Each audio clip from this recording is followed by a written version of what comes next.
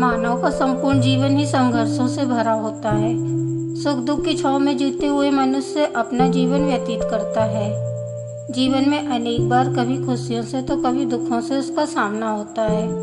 जीवन संग्राम में उसे कभी मानसिक तो कभी शारीरिक कष्टों का भी सामना करना पड़ता है, तो कभी उसे असीम सुख और आनंद की प्राप्ति होती है। वास्तव में देखा जाए तो संपूर्ण मानव जीवन ही एक पहेली है।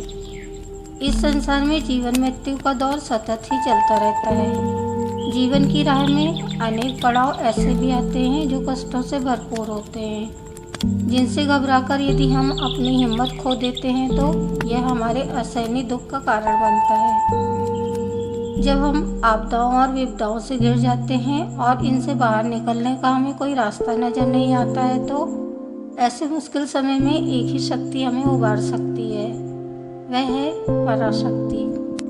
अनेक बार किसी मनुष्य की गंभीर बीमारी का इलाज करते हुए डॉक्टर जब हताश और निराश हो जाते हैं तो अक्सर उन्हें यही कहते सुना जाता है कि हमने अपने पूरे प्रयास कर लिए, अब तो कोई चमत्कार ही इन्हें बचा सकता है, इसलिए आप लोग प्रार्थना करिए।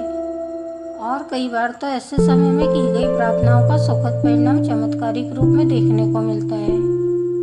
वास्तव में प्रार्थनाओं में अभूतपूर्व शक्ति होती है, बशर्ते कि प्रार्थनाएं हृदय से निकली हों और उनकी तरंगें इतनी अधिक प्रबल हों कि वे पराशक्ति तक पहुंचकर उनसे संबंध स्थापित कर सकने में सफल हो सके। यह ठीक उसी प्रकार होता है जब हम किसी का ध्यान अपनी ओर आकर्षित करने के लिए विभिन्न तरीके अपनाते हैं। जिस प्रकार की जब अबोध बालक को भूख लगती है तो वह रोककर अपनी माता का ध्यान अपनी ओर आकर्षित करता है।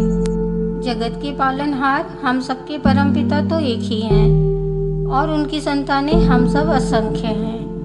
परमात्मा ने तो हमें जीवन देकर हमें अपने हाल पर छोड़ दिया है कि कर्म करो और उसी हिसाब से उनका फल प्राप्त करते रहो। किंतु जब जीवन संग्राम में हमारी नाव डूबने लगती है तो उसे किनारे पर लाने के लिए हमें परम शक्ति की आवश्यकता महसूस होती है। उस परम शक्ति तक अपनी बात पहुंचाने के लिए हम अपने आत्म भावों को जागृत करते हैं और पूर्ण एकाग्रता के साथ ऊर्जावान आध्यात्मिक तरंगों द्वारा उनसे जुड़ने का प्रयास करते हैं। इस दिशा में हमारी सफलता इस बात पर निर्भर करती है कि हमारी श्रद्धा, आस्था और विश्वास की डोर कितनी मजबूत है। यदि इस डोर की मजबूती में जरा भी कमी होती है तो हमारे द्वारा की गई प्रार्थनाएं ब्रह्मांड का चक्कर लगाकर वापस लौट आती हैं। वे पराशक्ति तक पहुंच ही नहीं पाती और निष्फल हो जाती हैं। इसलिए प्रार्थना हमेशा ही एकाग्रचित होकर पूर्ण समर्पण भाव से ही की जानी चाहिए, तभी वे फलीभूत होती हैं। विश्व कल्याण के लिए जब सामूहिक प्रार्थना की जाती है तो उनकी कोई न कोई शक्तिशाली तरंगें परम शक्ति से जुड़ने में अवश्य ही सफल हो जाती हैं और सभी के हित का हेतु बनती हैं। तो आइए हम सब मिलकर लोक कल्याण के लिए एक साथ प्रार्थना करें।